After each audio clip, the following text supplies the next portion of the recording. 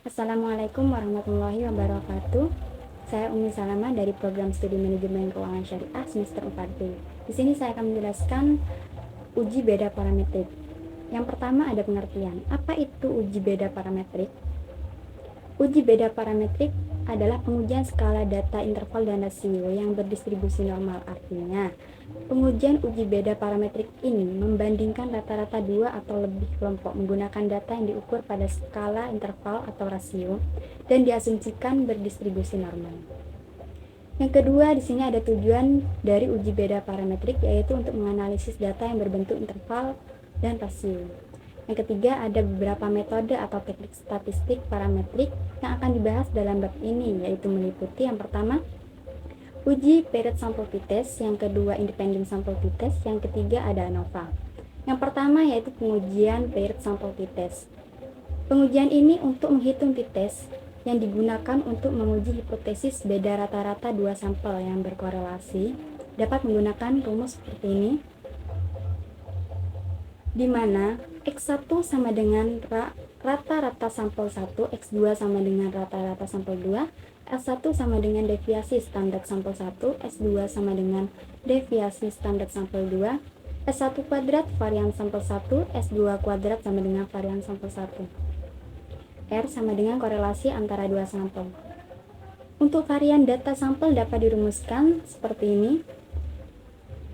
Sedangkan deviasi standar sampel dapat dirumuskan seperti ini, di mana S2 sama dengan varian sampel, S sama dengan deviasi standar sampel, X1 sama dengan data sampel, X bar sama dengan rata-rata data sampel, N sama dengan jumlah dari data sampel. Penggunaan statistik parametrik untuk menguji hipotesis asosiatif, yaitu hubungan antara variabel dalam konteks ini. Korelasi produk momen itu digunakan untuk mencari dan membuktikan hubungan antara dua variabel jika data variabel-variabel tersebut berbentuk interval atau rasio dengan sumber data yang sama.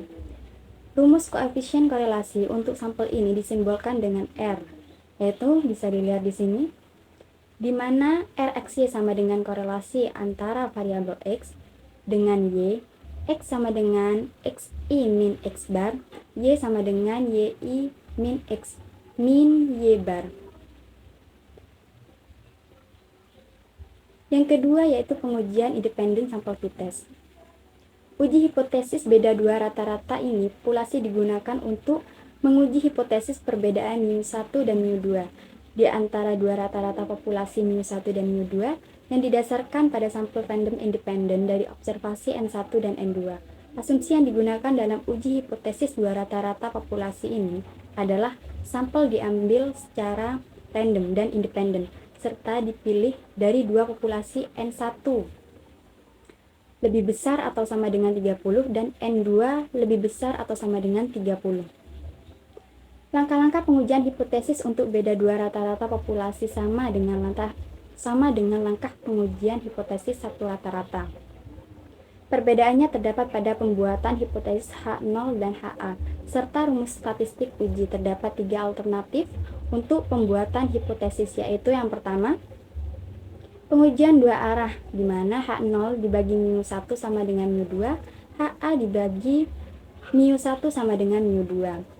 Untuk yang kedua, pengujian satu arah sebelah kiri, H0 dibagi μ1 itu hasilnya lebih besar atau sama dengan μ2, HA dibagi μ1 itu kurang dari μ2. Yang ketiga, pengujian satu arah sebelah kanan, H0 dibagi μ1 itu hasilnya kurang dari atau sama dengan μ2, HA dibagi μ1 itu hasilnya lebih besar dari μ2. Rumus untuk menghitung uji statistik Z adalah sebagai berikut, di mana Z adalah nilai Z yang dihitung, X bar 1 rata-rata X1, X bar 1 rata-rata X2.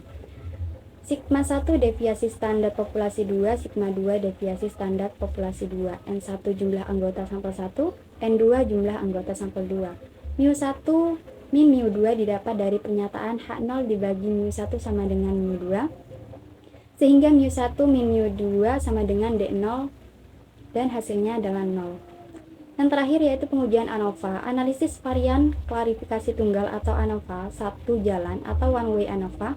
Ini digunakan untuk menguji hipotesis komparatif rata-rata lebih dari 2 sampel. Langkah-langkah dari pengujian one way ANOVA adalah sebagai berikut. Yang pertama, yaitu menentukan H0 dan HA, di mana jika H0 yang didapat tidak terdapat perbedaan di antara rata-rata perbedaan populasi. Apabila HA terdapat perbedaan dengan rata-rata populasi lainnya. Untuk langkah yang kedua, menentukan daerah penerimaan H0 dan HA. Pengujian hipotesis metode ANOVA menggunakan distribusi F. Karakteristik distribusi F yaitu yang pertama, kontinu, bernilai 0 atau positif, berdistribusi menceng ke kanan, tidak pernah memotong sumbu datar. Titik kritis dapat dicari pada tabel F. Titik kritis ditentukan oleh yang pertama taraf nyata atau alfa, yang kedua derajat bebas atau degree of freedom, D kali F. Taraf nyata atau level of significance menunjukkan besarnya kemungkinan penerimaan H. Besarnya taraf nyata ditentukan oleh peneliti berkisar antara 25% sampai 0,1%. Namun, pada umumnya banyak peneliti yang menggunakan 5%. Degree of freedom atau derajat bebas terdiri dari yang pertama numerator sama dengan K-1, yang kedua denominator, yaitu sama dengan K dikali N-1, di mana K itu merupakan jumlah kolom dan N merupakan jumlah elemen tiap kolom. Untuk langkah yang ketiga, menentukan nilai statistik uji atau F ratio atau F test dihitung menggunakan rumus F ratio sama dengan variance between sample ditambah variance within sample, yaitu sama dengan explained variation plus residual variation. Langkah yang keempat yaitu membandingkan nilai F ratio dengan daerah penerimaan H0 dan HA. Jika H0 diterima bila F ratio lebih kecil dari titik kritis dan H0 ditolak bila F ratio lebih besar dari titik kritis. Untuk langkah yang terakhir yaitu yang kelima, kesimpulan. Apabila H0 diterima, artinya kita menerima hipotesis yang menyatakan bahwa tidak terdapat perbedaan di antara rata-rata beberapa populasi. Apabila HA ditolak, artinya kita menolak hipotesis yang menyatakan bahwa terdapat perbedaan dengan rata-rata populasi lain. Sekian penjelasan dari saya, kurang lebihnya mohon maaf. Wassalamualaikum warahmatullahi wabarakatuh.